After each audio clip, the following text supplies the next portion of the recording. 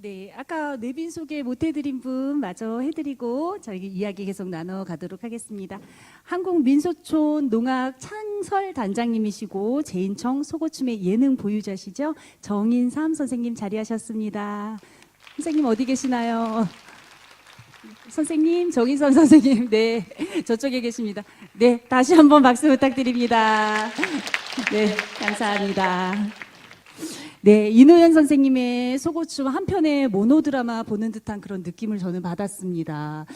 그리고 저희 단원들 송춤곡에 구음에 이렇게 또 춤까지 잘하죠? 네. 판소리도 멋있었습니다. 네, 네. 저희 젊은 국악인들의 이 행보도 또 많이 관심 갖고 지켜봐 주시기 바랍니다. 장단하고 그 해금도 멋있게 반주를 하면서 네, 네. 그 드라마틱하고 어떤 창극을 한 대목을 보는 느낌을 받았습니다. 예. 네, 네. 제가 한 분 더 소개시켜 드려야 되겠어요. 지금 안 보여가지고. 예, 죄송합니다. 고려 서리백자 유지 조광행 소장님 오셨습니다. 네, 큰 박수 부탁드릴게요. 네, 미처 소개 못하신 분들 제가 중간중간 또 소개해 드리도록 하겠습니다. 네, 이제 두 작품 감상했고요. 세 작품이 남아 있습니다. 예기무, 그리고 입춤, 벚구춤, 김광숙, 안춘자, 서한우. 이 선생님들의 이름만으로도 굉장한 묵직한 무게감이 좀 느껴지는 그런 명무들이 아닐까 이런 생각이 들고요. 이분들 제가 사전 조사를 해봤더니요. 물론 안춘자 선생님은 저희 스승님이시기도 하지만 춤을 40에서 60년을 추셨다고 합니다. 네, 이런 명무분들이 이분들의 삶과 춤이 정말 별개가 아니고 그냥 춤이 삶이고 또 삶이 춤이 아닐까 이런 생각이 드는데 예기무라는 이 이름도 저는 조금 특이하고요. 이분들의 삶도 조금 궁금합니다, 교수님. 예. 예기무라는 말은 이제 그 일반 사회에서는 많이 듣지 못했던 부분이긴 한데요. 조선 시대 예를 들자면은 궁중에서 어떤 큰 그 향연이나 행사가 있을 때 축연을 한다든가 또 중국 사신이 왔을 때 악가무제를 많이 하게 되는데 여기에 이제 동원되는 그렇던 그 여령 정제 그리고 악사들을 가르치는 기관이 교방청이었습니다. 그 교방에서 어떻게 보면은 우리나라 대학 교육을 받듯이 전공 교육을 어린 시절부터 받아서 전문 악사가 되고 전문 무용수가 되는 것이죠. 그래서 임금님한테 바치는 춤을 정제라고 그랬고요.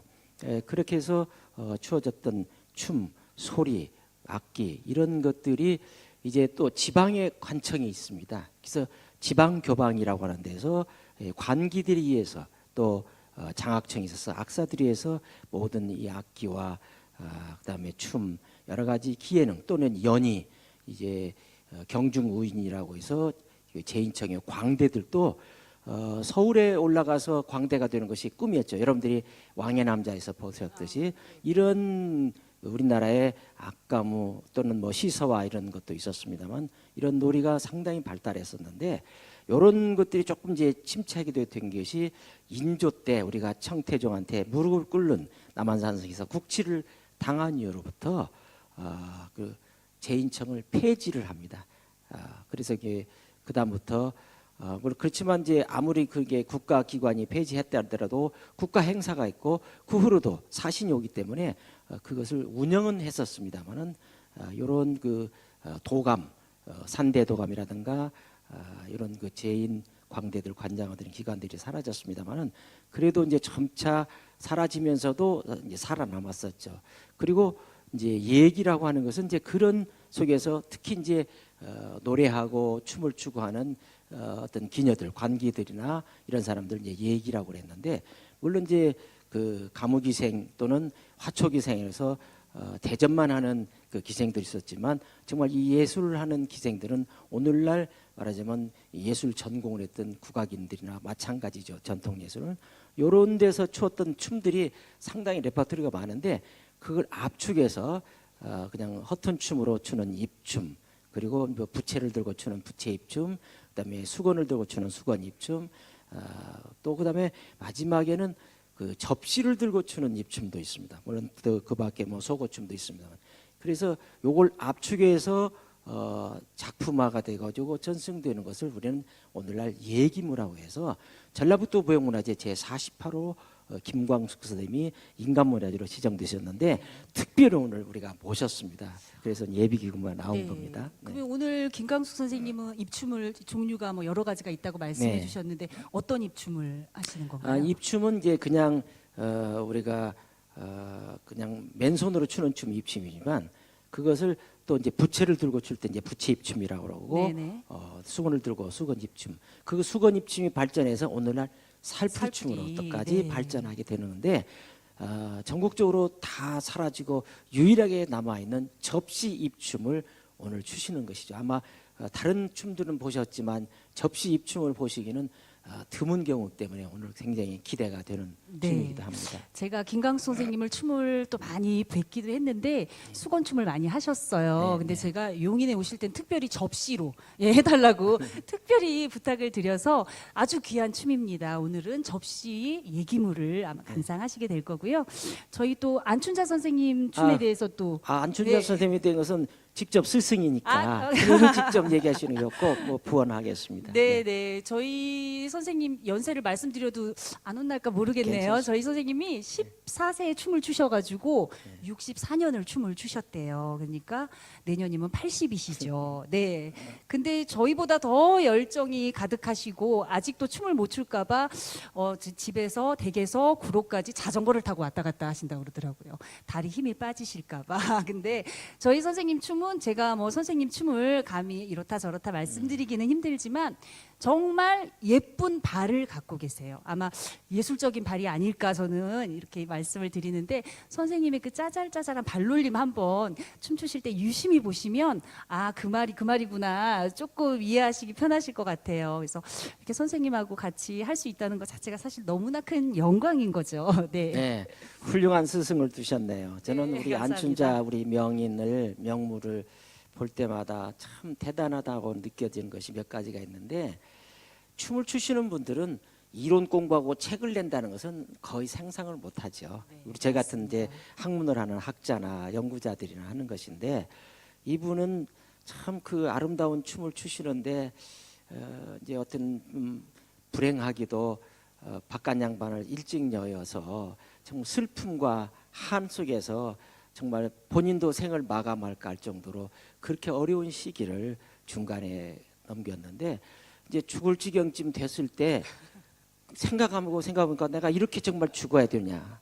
그러다가 그래 내가 지금까지 배웠던 이 춤을 뭔가 내 나름대로 기록을 남겨야 되겠다. 그래서 집을 한 채를 다 뭐 본인 말로는 들어 엎었다고 하는데 본인이 손수 그걸 기록을 해요. 그래가지고 원고를 만들고 탈구하고 사람을 시켜서 그걸 기록을 더 확대해서 책을 내고 그것도 하나 끝내고 나니까 이왕 시작하니까 입춤까지 해야 되겠다 해서 또 한 권을 내서 2권을 내셨는데 지금까지 제가 무용 쪽에 많은 저서들을 보고 저도 글을 쓴 사람입니다만은 그렇게 꼼꼼하게 왜냐하면 본인이 실기를 했던 부분을 기록한 것이기 때문에 살아있는 책이에요. 그래서 참 그 감동을 받았는데 오늘 그 안춘자 선생님이 본인이 직접 그 춤을 또 추시게 되니까 참 감개가 무량합니다. 네, 맞습니다. 저희 선생님 저서가 이렇게 2권이 입춤 교본 그리고 우리춤 기본 이렇게 네. 있으신데 정말 그 책 작업하실 때 너무너무나 진짜 고혈을 짜셔서 힘들게 하신 그 책이에요. 그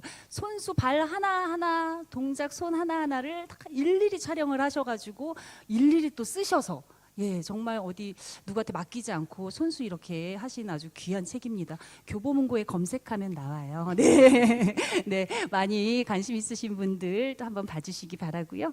오늘은 또 제가 선생님하고 그래도 좀 부족하지만 영광되게 선생님 뒤에서 또 이렇게 입춤을 네. 사제 동행을 그래서 지금은 진행을 보고 해설을 하고 있습니다만은 이제 들어가면은 본인도 옷을 갈아입고 안춘자 선생님과 함께 입춘을 또 추게 될 거예요. 특별히 한번 더 고운 그 자태와 미모와 이것을 한번 감상해 주시죠. 네, 아주 부끄럽습니다만, 선생님하고 같이 출 수 있다는 것 자체가 너무나 큰 영광이고요.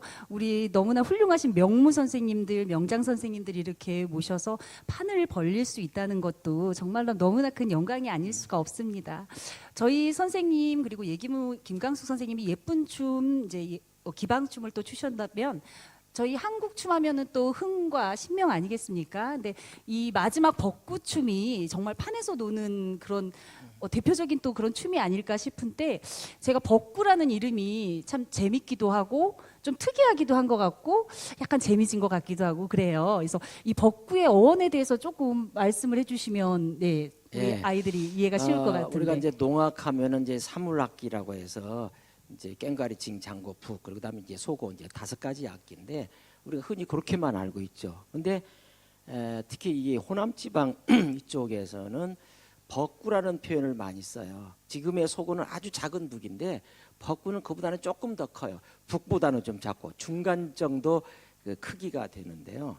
요걸 이제 벚구라는 말이 생기게 된 것은 농악의 어떤 기원도 되지만 불교와 관계가 깊습니다. 불교에서는 법사물악기라고 해가지고 범종, 음판, 그다음에 모거, 그다음에 이제 법고가 있는데 큰 절에 가면은 큰 북을 놓고 북을 치죠. 그게 이제 법고입니다.